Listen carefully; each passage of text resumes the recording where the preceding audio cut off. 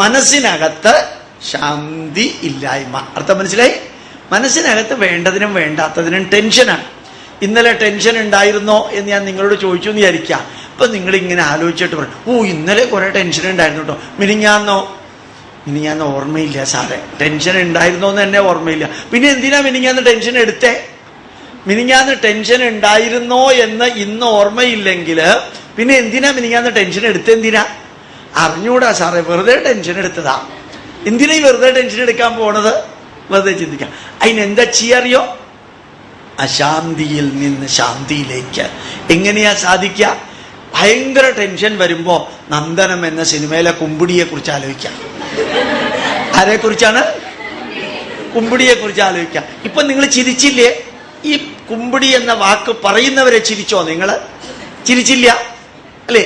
എന്തേ ചിരിക്കാൻ കാരണം? ചെവിയിലൂടെ അകത്തേക്ക് വേറൊരു വാക്ക് പോയപ്പോഴാണ് നിങ്ങളുടെ മുഖഭാവവും ബാക്കി മാറി അല്ലേ?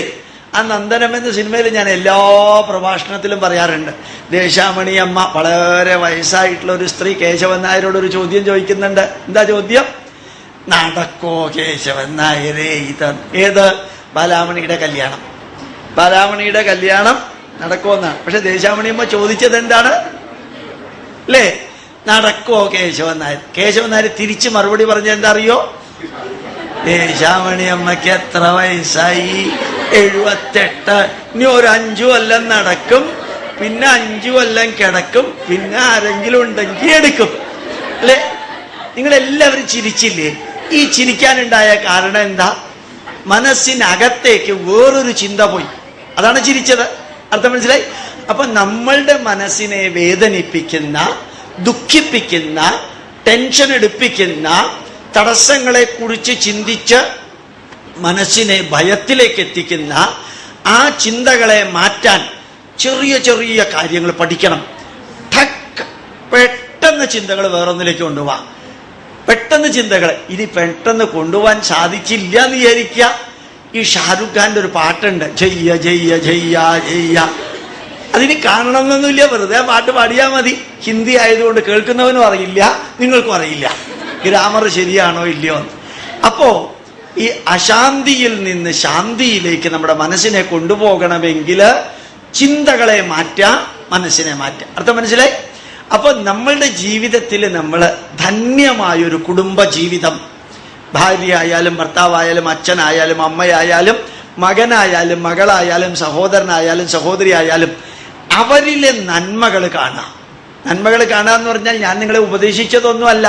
തിന്മകൾ കണ്ടുകൊണ്ടിരുന്നിട്ട് പ്രയോജനമില്ല. അർത്ഥം മനസ്സിലായി? 10 കൂട്ടം കറി വിളമ്പിയിട്ടുണ്ട് കല്യാണ സദ്യക്ക്. അതിൽ പാവക്കയുടെ ടേസ്റ്റ് എന്താ? കയ്പാണ്. പാവയ്ക്ക് കയ്പാണ് എന്ന് പറഞ്ഞുകൊണ്ടിരുന്ന കയ്പ് മാറുമോ? ബാക്കി 9 എണ്ണം കഴിക്കുക, 10ാമത്തെ വേണ്ടെന്ന് വെക്കുക. അതല്ലെങ്കിൽ അത് നേരത്തെ തീർക്കാം. അപ്പൊ ബാക്കി 9ന് കയ്പില്ല. അപ്പൊ ജീവിതത്തിൽ കയ്പുള്ളത് കയ്പാണെന്ന് തന്നെ പറഞ്ഞുകൊണ്ടിരുന്നിട്ട് കാര്യമുണ്ടോ? അതതിന്റെ ഭാഗമാണ്. അതിങ്ങനെ അനുഭവിച്ചുകൊണ്ട് പോവാ. 92 മാർക്ക് കിട്ടി നിങ്ങൾക്കെന്ന് വിചാരിക്കാം. 8ആണോ വലുത് 92ആണോ വലുത്? 8 മാർക്കാണോ വലുത് 92 മാർക്കാണോ വലുത്? 92 വലുത്. അപ്പൊ ഈ വലുതല്ലാത്ത ഒരെണ്ണത്തിനെ കുറിച്ച് ആലോചിച്ചിട്ട് താടിക്ക് കയ്യും കൊടുത്തിരിക്കണോ? അല്ല, 92 മാർക്കാണ് വലുത്. അപ്പൊ എനിക്ക് 92 കിട്ടി, ഞാനൊരു 100 പ്രതീക്ഷിച്ചതാ. പ്രതീക്ഷിക്കാൻ വല്ല കുഴപ്പമുണ്ടോ? ഒരു ചെലവില്ലാത്ത സാധന 100. അപ്പൊ 92 കിട്ടി. അതിൽ സന്തോഷിക്കാൻ പഠിക്കാം. ചെറിയ ചെറിയ കാര്യങ്ങളിൽ സന്തോഷിക്കാം. ഈ കഥ പറയുമ്പോൾ എന്നൊരു സിനിമയുണ്ട്, കേട്ടിട്ടുണ്ടോ നിങ്ങൾ? അതിൽ ഈ മമ്മൂട്ടിയുടെ അടുത്ത് വന്നിട്ട് KPAC ലളിതയും കൂട്ടത്തിലുള്ളവരൊക്കെ സംസാരിക്കുമ്പോൾ അതിനിടയ്ക്കൊരു പാർട്ടിയുണ്ട്. അയാൾ കയറിയിട്ട് പലതും പറയുന്നുണ്ട്. ഞാൻ തമിഴ്നാട്ടിലെ സിനിമയിലെ MGRന്റെ കൂട്ടത്തിൽ കണ്ട ആളാണ്, ഇയാളുടെ കൂട്ടത്തിൽ ജോലി ചെയ്ത ആളാണെന്നൊക്കെ പറഞ്ഞു. ഞാൻ അവരെയൊന്നും വില വെച്ചില്ല, ചുമ്മാ കളഞ്ഞു. കുറെ കഴിയുമ്പോൾ മമ്മൂട്ടി പറയുന്നൊരു വരിയുണ്ട്. എന്തറിയോ?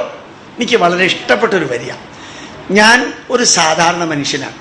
നിങ്ങൾ എന്നെ അല്ല ഇഷ്ടപ്പെടുന്നത്, എൻ്റെ കഥാപാത്രത്തെയാണ് ഇഷ്ടപ്പെടുന്നത്. ഞാൻ തന്നെ 10 സിനിമയിൽ അഭിനയിച്ചാൽ ചിലപ്പോൾ 5 സിനിമയും ഫെയിലിയറാവും, പൊട്ടിപ്പാളീസാവും.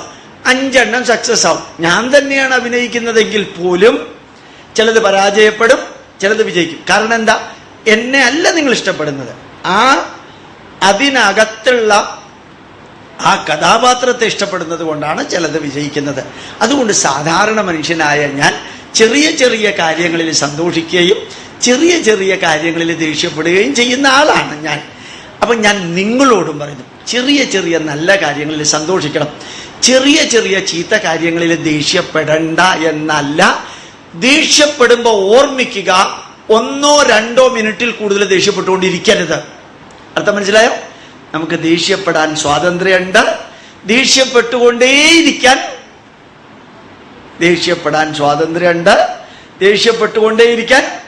സ്വാതന്ത്ര്യമില്ല. വാശി ഉണ്ടാവാൻ സ്വാതന്ത്ര്യമുണ്ട്. വാശി നിലനിർത്തിക്കൊണ്ടു പോകാൻ സ്വാതന്ത്ര്യമില്ല. അഹങ്കരിക്കാൻ സ്വാതന്ത്ര്യമുണ്ട്. അഹങ്കരിച്ചു കൊണ്ടേയിരിക്കാൻ സ്വാതന്ത്ര്യമില്ല. അപ്പൊ ഇങ്ങനെ നമ്മുടെ മനസ്സിനെ ഒന്ന് മാറ്റിയാൽ നമ്മളുടെ ജീവിതം വളരെ രസകരമായിട്ടുള്ള ജീവിതമായിരിക്കും. അപ്പോൾ നമ്മളുടെ ജീവിതത്തെ സ്വർഗസമാനമാക്കുന്നത് നമ്മൾ തന്നെ, നമ്മളുടെ ജീവിതത്തെ നരകതുല്യമാക്കുന്നതും നമ്മൾ തന്നെയാണ്. അതുകൊണ്ട് ഓർമ്മിക്കാനുള്ളത് അസതോമാ സദ്ഗമയ തമസോമാ ജ്യോതിർഗമയ മൃത്യോർമാ അമൃതം ഗമയ എന്നുള്ളത് നിത്യജീവിതത്തിൽ പ്രാവർത്തികമാക്കാനുള്ള സന്ദേശമാണ്. അടുത്ത നോക്കാം. നിങ്ങൾ മാർക്കറ്റിൽ പോയിട്ട് ഒരു ചേന വാങ്ങിച്ചു എന്ന് വിചാരിച്ചാൽ മതി, വാങ്ങിക്കാനൊന്നും പോവണ്ട. അത് പാക്ക് ചെയ്ത് വീട്ടിൽ കൊണ്ടുവന്ന് പാക്കറ്റ് തുറന്നു നോക്കിയപ്പോ അതിനകത്തൊരു ചെറിയ ഭാഗം ചീഞ്ഞിട്ടുണ്ട്. ചേനയുടെ ഒരു ഭാഗം ചീഞ്ഞിട്ടുണ്ട്. നിങ്ങൾ എന്ത് ചെയ്യും? ചേന മൊത്തം നമ്മൾ കളഞ്ഞിട്ട് പുതിയ ചേന വാങ്ങിക്കും, അല്ലേ? ആ ചീഞ്ഞ ഭാഗം മാത്രം കളയും, ബാക്കിയുള്ളത് നമ്മൾ ഉപയോഗിക്കും. ഈ ലോകത്തിലെ എല്ലാവരുടെയും സ്വഭാവത്തിലും കുറച്ച് ചീഞ്ഞ ഭാഗമുണ്ട്. എല്ലാവരുടെ പെരുമാറ്റത്തിലും ഉണ്ട്, എല്ലാവരുടെ സംസാര രീതിയിലും ഉണ്ട്, എല്ലാവരുടെ വീക്ഷണത്തിലും കുറച്ച് ചീഞ്ഞ ഭാഗമുണ്ട്. നിങ്ങളുടേതുമുണ്ട്. അതുകൊണ്ട് നമ്മൾ എന്താ ചെയ്യേണ്ടത്? അത് മാത്രം എടുക്കാൻ പോവണ്ട, ബാക്കി നല്ല ഭാഗം എടുത്താൽ പോരെ. അപ്പോൾ ഏത് വ്യക്തികളുമായിട്ട് നമ്മൾ ബന്ധപ്പെടുമ്പോഴും ഓർമ്മിക്കുക, എല്ലാം തികഞ്ഞ മനുഷ്യൻ ലോകത്തിലില്ല. ലക്ഷം മനുഷ്യർ കൂടുമ്പോൾ അതിൽ ലക്ഷണമുള്ളവരൊന്നോ രണ്ടോ. ഉടലതിരമ്യമൊരുത്തന് കാൽക്കൊരു മുടവുണ്ടവന് നടക്കുന്നേരം. മറ്റൊരു പുരുഷൻ സുന്ദരനെങ്കിലും ഒറ്റക്കണ്ണനായത് ദോഷം. ചേർച്ചകൾ പലതുണ്ടൊരുവന് കിഞ്ചിൽ പൂച്ചക്കണ്ണുണ്ടെന്നൊരു ദോഷം. എല്ലാ മനുഷ്യർക്കും, ഇത് മലയാളമാണ്, നിങ്ങൾ മലയാളികളായ സ്ഥിതിക്ക് കേട്ടിട്ടുണ്ടാവില്ല, ഓർമ്മിക്കുക. എല്ലാ മനുഷ്യരിലും കുറെ കുറവുകളുണ്ട്. നല്ല തുഞ്ചൻ നമ്പ്യാർ പാടിയ പാട്ടാണ്, ഓട്ടംതുള്ളലിന്റെ പാട്ടാണ്. ശരിക്ക് ഈ ലോകത്തില് പെർഫെക്റ്റ് എന്ന് പറയുന്ന ഒരു മനുഷ്യനും ഇല്ല. ഇനി പെർഫെക്റ്റ് എന്ന് പറഞ്ഞ ഒരു മനുഷ്യനെ മുമ്പിൽ കാണിച്ചു തരാമെങ്കിൽ അയാൾ മരിച്ചിട്ടുണ്ടാവും. ഡെഡ് ബോഡിയെ അല്ലാതെ പെർഫെക്റ്റ് കാണിച്ചു തരാൻ പറ്റില്ല. അതുകൊണ്ട് ഓർമ്മിക്കുക, നമ്മളുടെ ജീവിതത്തില് നമുക്കുള്ള കുറവുകൾ പോലെ മറ്റുള്ളവർക്കും കുറവുകളുണ്ട്. നമുക്കുള്ള പ്രശ്നങ്ങൾ പോലെ മറ്റുള്ളവർക്കും പ്രശ്നങ്ങളുണ്ട്. അതുകൊണ്ട് ജീവിതത്തില് 2 വാക്കുകൾ ഓർമ്മിക്കുക. അഡ്ജസ്റ്റ്മെന്റ് എന്നുള്ളതും അക്കോമഡേഷൻ എന്ന വാക്ക്. 2 വാക്കിന്റെ അർത്ഥം അറിയോ? അഡ്ജസ്റ്റ്മെന്റ്, അല്ലേ? അഡ്ജസ്റ്റ്മെന്റ് ചിലപ്പോൾ ചിലർ പറയാറുണ്ട്, എങ്ങനെയെങ്കിലൊക്കെ അഡ്ജസ്റ്റ് ചെയ്ത് ഇരിക്കൂ എന്ന് പറയാറില്ലേ? എങ്ങനെയെങ്കിലുമൊക്കെ അഡ്ജസ്റ്റ് ചെയ്ത് നിങ്ങൾ ഉള്ള കസേരയിൽ ഇരിക്കൂ എന്ന് പറയാറുണ്ട്. അതിന്റെ അർത്ഥവും അക്കോമഡേറ്റ് ചെയ്യുക എന്ന് പറഞ്ഞാൽ എന്താണ്? ഈ അഡ്ജസ്റ്റ് ചെയ്യുക എന്ന് പറഞ്ഞാൽ കുറച്ച് സമയത്തേക്ക് ഉള്ള എല്ലാ ബുദ്ധിമുട്ടുകളും സഹിച്ചു ജീവിക്കുന്നതിനാണ്. അഡ്ജസ്റ്റ്മെന്റ് എന്ന് പറയുന്നത്. അക്കോമഡേഷൻ എന്ന് പറയുന്നത് എന്താണ്? അയാൾക്ക് ഇന്ന കുറവുകളുണ്ട്, എനിക്ക് ഇന്ന കുറവുകളുണ്ട്. അയാൾക്ക് 10 കുറവുകളുണ്ട്, എനിക്ക് 5, 8, 9, 10 കുറവുകൾ എനിക്കുമുണ്ട്. ഞങ്ങൾക്ക് കുറവുകളുണ്ടെന്ന് അറിഞ്ഞുകൊണ്ട് പരസ്പരം ഉൾക്കൊണ്ടുകൊണ്ട് ജീവിക്കുന്നതിന് പറയുന്ന പേരാണ് അക്കോമഡേഷൻ. അർത്ഥം മനസ്സിലായി? അക്കോമഡേഷൻ എന്നുള്ളത് പോസിറ്റീവ് വാക്കാണ്. അഡ്ജസ്റ്റ്മെന്റ് എന്നുള്ളത് നെഗറ്റീവ് വാക്കാണ്. അഡ്ജസ്റ്റ്മെന്റ് എന്നുള്ളത് നെഗറ്റീവ് വാക്കാണ്. അതായത് ഒരു നിവൃത്തിയുമില്ലെങ്കിലും, എന്തെല്ലാം ബുദ്ധിമുട്ട് ജീവിതത്തിലുണ്ടെങ്കിലും ആ ബുദ്ധിമുട്ടുകൾ സഹിച്ച് കുറേ സമയം നിലനിൽക്കുന്നതിന് പറയുന്ന പേരാണ് അഡ്ജസ്റ്റ്മെന്റ്. മറ്റേത് ഒരു ബുദ്ധിമുട്ടും ഇല്ല, അയാൾക്കും കുറവുണ്ടെന്ന് എനിക്കറിയാം, എനിക്കും കുറവുണ്ടെന്ന് അയാൾക്കറിയാം. അങ്ങനെ ധന്യമായിട്ട് sharing, caring and curing. 3 English വാക്കുകൾ ഏതൊക്കെയാണ്? Sharing, caring and curing. അപ്പൊ ഷെയറിങ് എന്താണ്? സന്തോഷം ഉണ്ടാവുമ്പോ അത് പങ്കുവെക്കുക. സന്തോഷം പങ്കുവെക്കും തോറും കൂടും, ദുഃഖം പങ്കുവെക്കും തോറും കുറയും. സന്തോഷം പങ്കുവെക്കും തോറും കൂടും, ദുഃഖം പങ്കുവെക്കും തോറും കുറയും. ഒരാള് വീട്ടിൽ ആരെങ്കിലും മരിച്ചു എന്ന് വിചാരിക്കുക. ആ മരിച്ച വീട്ടിൽ ചെന്നിട്ട് ആദ്യം 2 മണിക്ക് ഒരു വീട്ടിൽ ഒരാൾ മരിച്ചു. ആദ്യം വീട്ടിലേക്ക് കയറി വന്നത് 2 മണി കഴിഞ്ഞ് 5-ാമത്തെ മിനിറ്റിന് ഒരാൾ കയറി വന്നു. നേരെ മരിച്ച ആളുടെ മകനോട് ചോദിക്കുകയാണ്, അച്ഛൻ എങ്ങനെയാ മരിച്ചത്? അയാൾ 1/2 മണിക്കൂർ കൊണ്ട് പറയും അച്ഛൻ എങ്ങനെയാ മരിച്ചത്, അല്ലേ? ഇനി കുറച്ച് കഴിഞ്ഞ് വേറൊരാൾ വന്നു. അയാൾ ഇയാളോട് തന്നെ ചോദിച്ചു എന്ന് വിചാരിക്കുക, അച്ഛൻ എങ്ങനെയാ മരിച്ചത്? 20 മിനിറ്റ് കൊണ്ട് അയാൾ അച്ഛൻ മരിച്ചത് പറയും. 3-ാമത്തെ ആൾ വന്നിട്ട് ഇയാളോട് തന്നെ ചോദിച്ചു എന്ന് വിചാരിക്കുക, അച്ഛൻ എങ്ങനെയാ മരിച്ചത്? 10 മിനിറ്റ് കൊണ്ട് അച്ഛൻ മരിച്ചത് പറയും. 10-ാമത്തെ ആൾ വന്നിട്ട് ഇയാളോട് ചോദിച്ചു എന്ന് വിചാരിക്കുക, അച്ഛൻ എങ്ങനെയാ മരിച്ചത്? അച്ഛൻ മരിച്ചു, അത് തന്നെ. എന്ത് പറയും? അച്ഛൻ മരിച്ചു, അത് തന്നെ. ഇത് ഞാൻ കുറെ പേരോടായി പറയുന്നേ. ഇത് തന്നെ പറഞ്ഞുകൊണ്ടിരിക്കാൻ നാളെ രാവിലെ വരെ എന്നെ കൊണ്ട് പറ്റില്ല. അപ്പൊ പറഞ്ഞു പറയാനുള്ള ആ മനസ്സിലുള്ള ദുഃഖം കുറെ പോയി. അർത്ഥം മനസ്സിലായോ? അപ്പോ ദുഃഖം വീട്ടിനകത്ത് പങ്കുവെച്ചില്ലാതെയാക്കുക, സന്തോഷം വീട്ടിനകത്ത് വെച്ച് പങ്കുവെച്ച് കൂട്ടാം. സന്തോഷം കൂട്ടുക. സന്തോഷം കൂട്ടാൻ ഇത്ര വലിയ വിഷമമൊന്നുമില്ല. അതിന് മൈക്ക് സെറ്റ് ഒന്നും വേണ്ട, വളരെ സിമ്പിളാണ്. അപ്പൊ ജീവിതത്തിൽ എന്നും ഓർമ്മിക്കുക, നന്മകൾ നമ്മളുടെ വീട്ടിനകത്ത് ഉണ്ടാവണമെങ്കിൽ അക്കോമഡേഷൻ ആണ് വേണ്ടത്, അഡ്ജസ്റ്റ്മെന്റ് അല്ല. ചിലര് പറയുന്നത് കേട്ടിട്ടുണ്ട്, somehow I adjust with my wife. തെറ്റാ പ്രയോഗം. ഞാൻ എങ്ങനെയെങ്കിലൊക്കെ എൻ്റെ ഭാര്യയായിട്ട് അഡ്ജസ്റ്റ് ചെയ്ത് ജീവിക്കാം. ഭാര്യ ഭർത്തൃബന്ധം എങ്ങനെയെങ്കിലും അഡ്ജസ്റ്റ് ചെയ്ത് ജീവിക്കേണ്ടതല്ല. 2 പേരുടെയും കുറവുകളും കൂടുതലുകളും നന്മകളുമൊക്കെ പങ്കുവെച്ച് സുഖത്തിലും ദുഃഖത്തിലും ആയേച്ച വ്യയേച്ച ഏകഭാവേന സന്ധാരയേത്. സുഖത്തിലും ദുഃഖത്തിലും ഒരേ വീക്ഷണത്തോടു കൂടി ജീവിക്കാൻ പഠിക്കുക. സുഖത്തിലും ദുഃഖത്തിലും ഒരേ വീക്ഷണത്തോടെ ആയേച്ച വ്യയേച്ച ഏകഭാവേന സന്ധാൻ. ചാണക്യൻ എഴുതിയ പുസ്തകം, ചാണക്യ നീതിസാരത്തിൽ പറയുന്നതാണ് ഈ വരി. ചാണക്യൻ ഇന്ത്യക്കാരനായ സ്ഥിതിക്ക് നിങ്ങൾ കേട്ടിട്ടുണ്ടാവില്ല. അടുത്ത വരി നോക്കാം. ഭഗവത്ഗീതയിൽ ഒരു വരിയുണ്ട്, പരസ്പരം ഭാവയന്ത ശ്രേയ പരമവാപ്നുയാത്. The giving and taking, giving and taking. ഈ നിങ്ങൾ ഇന്ന് മുതൽക്ക് പരിചയിച്ചു നോക്കൂ, എന്തൊരു രസറിയോ. ഈ ജീവിതം തന്നെ ഒരു ഉത്സവമാക്കി മാറ്റാൻ പറ്റും. പലപ്പോഴും നമ്മളുടെ മനസ്സിനകത്ത് നമ്മൾ കുറേ അധികം തിന്മകൾ നിറച്ചു വെച്ച് മറ്റുള്ളവരുടെ തിന്മകൾ കാണുകയും ചർച്ച ചെയ്യുകയും കേൾക്കുകയും കേൾപ്പിക്കുകയും ചെയ്യുന്നു. നമ്മൾ അതിലെ നഷ്ടം നമുക്കാണ്.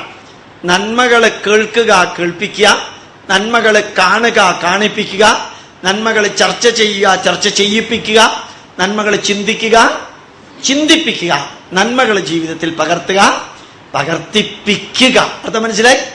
ഇത് തന്നെ തിന്മകളിലും ചെയ്താൽ എന്താ അവസ്ഥ? നമ്മളും നമ്മുടെ ജീവിതത്തിലെ കുറേ നല്ല ദിവസങ്ങളില്ലാതെയാകും. അവസാനം ദുഃഖിച്ചുകൊണ്ട് കാര്യമില്ല. അപ്പൊ ഈ ചേഞ്ച് നമ്മുടെ ജീവിതത്തിൽ വന്നു എന്ന് വിചാരിക്കാം, നല്ല രീതിയിൽ നമുക്ക് മാറാൻ സാധിക്കും.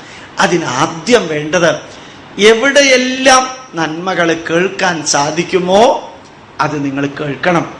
അത് ചിലപ്പോ ദാമ്പത്യ ജീവിതത്തിലെ കഥകളായിരിക്കാം, ദാമ്പത്യ ജീവിതത്തിലെ കഥകളായിരിക്കും, ദാമ്പത്യ ജീവിതത്തിലെ അനുഭവങ്ങളായിരിക്കാം, ദാമ്പത്യ ജീവിതത്തിലെ ഉപദേശങ്ങളായിരിക്കാം, ദാമ്പത്യ ജീവിതത്തിലെ ജീവിത സത്യങ്ങളാവാം. നിങ്ങളൊന്ന് ആലോചിച്ച് നോക്കാം. ആ പരസ്പരം എന്ന സീരിയല്, അതിനകത്ത് ഒരു കുടുംബത്തിലെ ചരിത്രമാണ് മുഴുവനും കഥയായിട്ട് പറയുന്നത്. അതിലെ ഞാൻ ആ സീരിയൽ കാണാറില്ല, ഈ പരസ്പരവും ചന്ദനമഴയും കാണാറില്ല. പിന്നെ എൻ്റെ ഭാര്യ അത് കാണാറുണ്ട്. അതിൻ്റെ പ്രത്യേകത എന്താ അറിയാമോ? അത് അവൾ ഓൺ ചെയ്ത് വന്ന് സെറ്റിയിലിരുന്ന് കഴിഞ്ഞിട്ട് അതും അടുത്തതും കറുത്ത മുത്തും തീരുന്നത് വരെ ഉറങ്ങും. അപ്പൊ ഈ ഉറങ്ങാൻ ഈ ശബ്ദം വേണം അവൾക്ക്. അപ്പോൾ 9 മണിയാകുമ്പോഴത്തേക്ക് അവൾ എഴുന്നേറ്റിട്ട് TV ഓഫ് ചെയ്തിട്ട് എന്നോട് പറയും നമുക്ക് ഊണ് കഴിക്കാന്ന് പറയും. ഞാൻ മിണ്ടാറില്ല. കാരണം എന്താ വെച്ചാൽ ആ ശബ്ദം കേട്ട് ശീലിച്ചിട്ട് ഓർക്ക് ഏതായാലും അത് കാണുന്നില്ലല്ലോ എന്നൊരു പുണ്യം എനിക്ക് തോന്നാറുണ്ട്. ഞാൻ ഇടയ്ക്കോട്ട് വിളിക്കാറുമില്ല. വല്ല ഫോൺ കോൾ വന്നാൽ ഞാനത് ഓഫ് ചെയ്യും, അല്ലെങ്കിൽ എടുത്ത് താഴെ വെക്കും. കാരണം ആ 2 മണിക്കൂർ എഴുന്നേക്കണ്ട എന്ന് പറഞ്ഞു. എന്തിനാ ഞാനിത് പറഞ്ഞറിയോ? നിങ്ങൾ എന്ത് കാണുകയാണെങ്കിലും, നിങ്ങൾ ഏത് സിനിമ കാണുകയാണെങ്കിലും ഞാൻ ഉറപ്പിച്ചു പറയുന്നു, അതിനകത്ത് കുടുംബ ജീവിതവുമായി ബന്ധപ്പെട്ട കാര്യങ്ങളില്ലാത്ത ഒരു മലയാള സിനിമയില്ല. ഞാൻ മലയാളിയല്ല, ഞാൻ കർണാടകത്തുകാരനാണ്. അവിടെയുള്ള സിനിമകളിൽ 90% താനി തല്ലിപ്പൊടിയാണ്, ട്രാഷ്. കണ്ണൂര് ജില്ലാ കളക്ടർ, അയാൾ ബംഗാളിയോ മറ്റോ ആണ്, ബംഗാളിയോ ആന്ധ്രാപ്രദേശുകാരനോ മറ്റോ ആണ്. ഇങ്ങനെ പറയുകയുണ്ടായി, ഞാനും ഭാര്യയും ഒരു മലയാള സിനിമ പോലും കാണാതിരിക്കില്ല, ഒരു തെലുങ്ക് സിനിമയും കാണാറില്ല. അർത്ഥം മനസ്സിലായോ? ഒരു തെലുങ്ക് സിനിമയും ഞങ്ങൾ കാണാറില്ല, ഒരു മലയാള സിനിമ പോലും കാണാതിരിക്കില്ല. എന്താ കാരണം അറിയോ? ഏത് സിനിമ വേണമെങ്കിലും നിങ്ങൾ എടുത്തു നോക്കും. വല്യേട്ടൻ എന്ന സിനിമ എടുക്കാം, 4 ബ്രദേഴ്സ് തമ്മിലുള്ള ബന്ധമാണ് അല്ലേ? മിന്നാമിനിങ്ങിന്റെ നുറുങ്ങുവെട്ടം എടുത്ത് നോക്കാം. ഒരു കഥയാണ്, ഉണ്ടാക്കിയ കഥയാണ്. മക്കളില്ലാത്ത ഒരു സ്ത്രീക്ക് ഒരു കുട്ടി അവിടെ പഠിക്കാനും ജോലിക്കുമായിട്ട് വന്ന് താമസിക്കുമ്പോൾ ആ പാർവതി എന്ന കുട്ടി ശാരദയെ അമ്മേ എന്ന് വിളിച്ചോട്ടെ എന്ന് ചോദിക്കുമ്പോ എന്ത് രസല്ലേ അല്ലേ? കണ്ടു, ഞാൻ മാത്രമേ കണ്ടുള്ളൂ അല്ലേ? ഏതാ കുടുംബജീവിതത്തിലേക്ക് കടക്കാൻ വേണ്ടി കൊതിച്ചിരുന്ന ഒരു കുട്ടിയുടെ അനുഭവമാണ്. കഴുത്തിൽ മുഴുവൻ മാലയാ. ജോലിക്കാരിയായിരുന്നു, തൊഴുത്ത് ക്ലീൻ ചെയ്തിരുന്ന ഒരു ജോലിക്കാരിക്ക് ഒരു കുടുംബജീവിതത്തിന്റെ ഭാഗ്യം കിട്ടുക. എന്നാൽ മാത്രമല്ല, പൊന്നമ്മയുടെ പെരുമാറ്റമൊക്കെ നോക്കാം. മോള് വാ, ഞാൻ തീരുമാനിച്ചു ഇവളുടെ കല്യാണം നടത്താൻ, നിങ്ങൾ ആരു കൂടെ ഉണ്ടെങ്കിലും ഇല്ലെങ്കിലും ഞാൻ നടത്തും അല്ലേ? എന്നിട്ട് കുമ്പിടി യഥാർത്ഥത്തിൽ തന്റെ തലമുടിയൊക്കെ മാറ്റിയിട്ട് പേരൂർക്കട സദാശിവനാണ് ഞാൻ, ആരെങ്കിലും പാടാൻ മുമ്പിലേക്ക് എന്ന് പറഞ്ഞ് പുറകിൽ നിന്ന് കത്തിയെടുക്കുന്ന സീനൊക്കെ, അതൊക്കെ കുടുംബജീവിതമല്ലേ? ഓരോന്നും ഓരോ കുടുംബജീവിതമല്ലേ? അതിൽ സിദ്ദിഖ് ഈ രേവതിയോട് പറയുന്നൊരു ഭാഗമുണ്ട് ഇല്ലേ? നമ്മളോ ഒരുമിച്ച് വരണമെന്ന് ആഗ്രഹിച്ചിട്ട് വന്നില്ല, ആഗ്രഹിക്കുന്ന അവരെയെങ്കിലും ഒരുമിച്ച് ആക്കിക്കൂടെ? ആ ചോദ്യത്തിൽ കുടുംബജീവിതം അല്ലാണ്ട് പിന്നെ എന്താ ഉള്ളേ? അതിൽ തുടക്കം മുതൽക്ക് അവസാനം വരെ നോക്കാം. അതല്ലാതെ വേറെ എന്താ ഉള്ളത്? ഈ മുണ്ടൻ നായര് വരട്ടെ, ഞാൻ പോവാണ് ഇവിടെ നിന്ന്, ഇനി എനിക്ക് ദുരിതം വേണ്ട. അത് കേട്ടുകൊണ്ട് കേശവൻ നായർ വരുമ്പോ പറഞ്ഞത് എന്താ? ബാലാമണി, ഇവിടെ നിന്ന് പോയാൽ പിന്നെ എവിടേക്കാ പോവാ? നിന്റെ അനുജത്തിയുടെ ഹൃദയം ഓപ്പറേഷൻ 5000 രൂപ ഞാൻ അമ്മയിൽ നിന്ന് വാങ്ങിച്ചിട്ടുണ്ട്. നിന്റെ അനുജത്തിയുടെ. ആ കേശവൻ നായർ ഇയാളുടെ ആരാ? ആരുമല്ല. അത് കുടുംബജീവിതല്ലേ? വെറുതെ എൻ്റെ അനുജന്മാരും അനുജത്തിമാരും ആലോചിച്ച് നോക്കൂ. ഏത് സിനിമയിലാ കുടുംബജീവിതം പറയാത്ത സിനിമ കേരളത്തിലുള്ളത്? ഒരൊറ്റ സിനിമ നിങ്ങൾക്ക് പറയാൻ പറ്റില്ല. അത് കമ്മീഷണർ സിനിമ എടുത്താലും ശരിയാണ്, അതല്ല നേരത്തെ പറഞ്ഞമാരുള്ള സിനിമ എടുത്താലും ശരിയാണ്, 6-ാം തമ്പുരാൻ എടുത്താലും ഒന്നുമില്ലാതെ ഭംഗിയായിട്ട് മഞ്ജു വാര്യരും ഒടുവിൽ ഉണ്ണികൃഷ്ണനും ചേർന്ന് 6-ാം തമ്പുരാന്റെ കൂടെ ഇറങ്ങിപ്പോകുന്നൊരു പോക്കില്ലേ? ആ ബന്ധം എന്താ? അത് മാത്രമല്ല, ആ മഞ്ജു വാര്യരുടെ അടുത്ത് ഈ മോഹൻലാലിനെ കുറിച്ച് ചോദ്യം ചോദിച്ചിട്ട് ആ മോഹൻലാലിന്റെ അടുത്ത് ആ സ്ത്രീ പാൻറ് ഇട്ടുകൊണ്ട് എന്ന് പറയണില്ലേ, തനിക്ക് എന്നെ കല്യാണം കഴിക്കാൻ തയ്യാറാണെങ്കിൽ ഞാൻ റെഡിയാന്ന്. അതിന്റെ മുമ്പിൽ ഒരു തിരുവാതിര കളിക്ക് ചെകിട്ടത്തൊരടിയടിക്കുന്നില്ലേ മഞ്ജു വാര്യര്? ഇത് കുടുംബ ബന്ധത്തിന്റെ അല്ലേ? കുടുംബ ബന്ധവുമായിട്ട് ബന്ധപ്പെടുത്താൻ പറ്റാത്ത ഒരു സംഭവം ഉണ്ടോ 6-ാം തമ്പുരാനില്? ഏത് വേണം, ഹിസ് ഹൈനസ് അബ്ദുള്ളയില്, അതും കുടുംബ ബന്ധല്ലേ? ആ നമ്മളുടെ നെടുമുടി വേണുവിന്റെ സ്വത്ത് അപഹരിക്കാൻ കൂട്ടത്തിലുള്ളവരല്ലേ അദ്ദേഹത്തിനെ കൊല്ലാൻ ശ്രമിച്ചത്? ഹിസ് ഹൈനസ് അബ്ദുള്ളയില് സ്വന്തം മക്കളും ബാക്കിയുള്ളവരും ചേർന്ന് ഇയാളെ കൊല്ലാൻ ശ്രമിച്ചു അല്ലേ? തിക്കുറിശി സുകുമാരൻ നായരുടെ വരികളൊക്കെ ഇല്ലേ? ധൃതരാഷ്ട്രർക്ക് കണ്ണ് കണ്ടുകൂടെങ്കിലും ബുദ്ധി വർക്ക് ചെയ്യുന്നുണ്ട്. ഇതൊന്നും നിങ്ങളൊന്നും സിനിമ കാണാറില്ലേ? ഓർമ്മ വരണില്ല അല്ലേ? പരീക്ഷയ്ക്ക് പഠിക്കാനുള്ളത് ഓർക്കാത്ത സ്ഥിതിക്ക് ഇതെങ്ങനെയാ ഓർക്കാം അല്ലേ? ഓർമ്മിക്കണം. ഇതൊക്കെ ഓർമ്മിച്ചുകൊണ്ടേയിരിക്കണം എന്ന് ഞാൻ പറയണില്ല, ഓർമ്മിച്ചുകൊണ്ടേയിരിക്കേണ്ട കാര്യമില്ല. പക്ഷേ ജീവിതത്തിൽ കേൾക്കാനും കാണാനും ഉള്ളത് ധാരാളമുണ്ട്. ധാരാളം നമ്മുടെ മുമ്പിലുണ്ട്. അതെല്ലാം നമ്മളുടെ കുടുംബ ജീവിതത്തില് അനുഭവിച്ചതിന് ശേഷം നല്ലതേത് ചീത്ത ഏത് എന്ന് കണ്ടുപിടിച്ചിട്ട് അതില് നല്ലതെടുക്കാൻ ഉള്ള കാലം നമ്മൾ ജീവിക്കണില്ല. ഇപ്പൊ പറഞ്ഞതിന്റെ അർത്ഥം മനസ്സിലായോ? നല്ലതും ചീത്തയും കുടുംബ ജീവിതത്തില് പരീക്ഷണം നടത്തിയിട്ട്, നല്ലതും ചീത്തയും കുടുംബ ജീവിതത്തില് അനുഭവത്തിന്റെ പരീക്ഷണങ്ങൾ നടത്തിയിട്ട് അതില് നല്ലതേത് ചീത്ത ഏത് എന്ന് കണ്ടുപിടിച്ച് പിന്നെ നല്ലതെടുത്ത് ജീവിക്കാനുള്ള അത്രയും കാലം നമ്മൾ ഈ ഭൂമിയിലില്ല. അതുകൊണ്ട് കുടുംബ ജീവിതത്തിൽ മറ്റുള്ളവരുടെ ഇത് കേൾക്കണം, നല്ല നല്ല കാര്യങ്ങൾ കേൾക്കണം.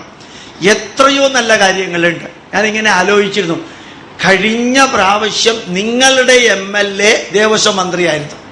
അർത്ഥം മനസ്സിലായി? സുധാകരൻ നിങ്ങളുടെ MLA അല്ലേ? ആണോ അല്ലയോ എന്ന് എനിക്കറിഞ്ഞൂടാ. ആണെങ്കിൽ നന്നായി, ഇല്ലെങ്കിൽ കുട്ടികളഞ്ഞേക്കാം. അപ്പോൾ ഓർമ്മിക്കുക, ആ മന്ത്രി സുധാകരൻ അന്ന് ശബരിമലയിലേക്ക് ദൂരെ മാറി നിന്ന് നോക്കല്ലാതെ മുമ്പിൽ നിന്ന് തൊഴുതട്ടില്ല. കൈരളി ചാനലിൽ കണ്ടതാ അന്ന് ദേവസ്വം മന്ത്രി. ഇന്ന് PWD മന്ത്രിയാണ്. ഇനി അന്ന് എന്താ സംഭവിച്ചത്? നേരെ ശബരിമലയിൽ പോയി ഒരമ്മച്ചിയെ കൈപിടിച്ച്, പ്രായം കൂടുതലുള്ള അമ്മച്ചിയാ, അമ്മച്ചിയെ കൈപിടിച്ച് മോളിൽ കൊണ്ടുപോയി തൊഴുത് ഇദ്ദേഹം ശ്രീകോവിലിന്റെ മുമ്പിൽ നിന്ന് കൂപ്പുകൈയോടെ നിന്ന് പ്രസാദം വാങ്ങിക്കുന്ന ഒരു ഫോട്ടോ കണ്ടു മാതൃഭൂമിയില്. എന്തിനാ ഇത് ഇപ്പൊ പറഞ്ഞെന്നറിയാമോ? ഒരിക്കലും മാറില്ലെന്ന് വിചാരിച്ച വ്യക്തികൾ പോലും മാറുന്നു. അമ്പലത്തിന്റെ മുമ്പിൽ കൂടെ പോയാലും ഈ കല്ല് പൂജിക്കേണ്ട ആവശ്യം ഇല്ലെന്ന് പറഞ്ഞവര് ആ കല്ലിന്റെ മുമ്പിൽ, പൂജാരിയുടെ മുമ്പില് ഭക്തി നിർഭരം നിന്ന് തൊഴുത് പ്രസാദം വാങ്ങിക്കുന്ന വിധത്തിലുള്ള മാറ്റം വന്നിട്ടുണ്ട്. ഈ ആലപ്പുഴ ജില്ലയില് SFIക്കാരുടെയും DYFIക്കാരുടെയും മീറ്റിംഗ് നടന്നപ്പോ ഈ ചേർത്തലയില് ആ വളവില് വെച്ച് KR ഗൗരിയമ്മ നമ്മുടെ വേദങ്ങളും പുരാണങ്ങളും കത്തിക്കുകയുണ്ടായി ഒരു കാലത്ത്.